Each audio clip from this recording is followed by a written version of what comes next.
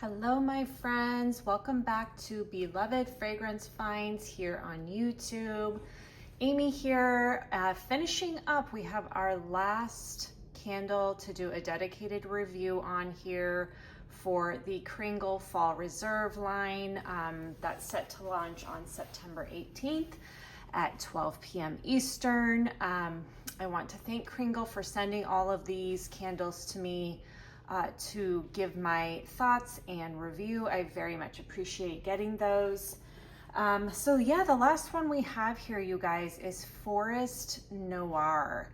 I am halfway burned through this candle here. It's got a nice deep wax pool going. No issues on burn or wax or any of that other than just general needing to trim the mushroom tops, the carbon balls that accumulate at the top. But let's go ahead and run through the scent notes here for Forest Noir. We have top notes of lime, lemon, and ginger blossom. Mid notes of fir balsam, cedar wood, and clove.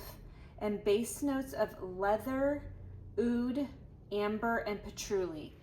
Okay, to me, on cold sniff, I actually had this, I believe, ranked as like 5th. As you can see, it is for me in the ranking process post-burn in 6th place. And I think it's more so that this just is not the type of fragrance profile that I lean towards or that I prefer in my home. This is coming across as a very green, outdoorsy, slightly masculine cologne fragrance. Honestly, I feel like this would have made more sense in the springtime. I am getting more of a freshness from this, I think from that lemon and lime, as well as like ginger blossom. There definitely is a fir balsam note in this, so that makes sense for the fall season. And then some wood undertones, but I'm not getting the clove. I am not really getting amber. This one is definitely reading more fresh forest, more like the dewy forest floor that is depicted in this image. So if that's in your wheelhouse, if you love a fresh, outdoorsy, almost somewhat zesty fragrance with those citrus notes, then this may be one for you to check out during this release. Now, this fragrance is not bad in any way. It's just not something that I gravitate towards. So I want to just put that out there. That is why it's ranked last for me. It's just not something that I like to burn. I would say maybe more in springtime I might burn this alongside maybe some other floral fragrances, but this isn't screaming fall or winter to me.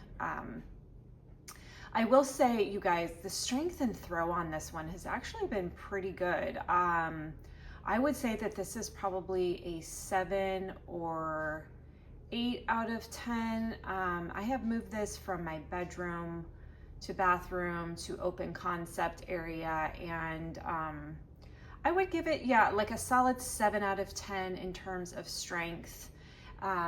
I do like this label. I think that the label is pretty, I'm gonna pan in a little bit so you can kind of get a better feel for the label, the forest scene, and it does depict somewhat of like a dewy forest floor here, and that's kind of the feel that this candle gives off.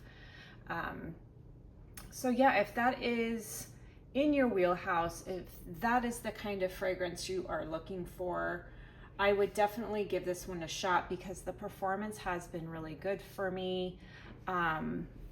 I do think that there was one burn I had on this where my wicks started to look like they were curling just a tad, but I just I burned it, had no issues, and like let it just keep going. I think that is kind of the way around that with some of these wicks that start to get short or curl is you gotta kind of force burn, or maybe just remove just a tinge of that melted wax with a cotton ball or a tissue, just so that there is a little more wick exposed if you over trim. So be careful not to over trim your wicks, because that can become an issue with some of these Kringle candles, or any, honestly, soy wax candles. I have had that happen through several different brands.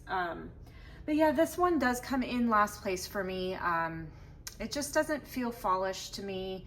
It just reads a bit too masculine and outdoorsy for my liking personally. But if you, like I said, really enjoy an outdoorsy masculine fragrance, I think this is going to be the one for you, especially with some of those vibrant notes like the lemon and the lime.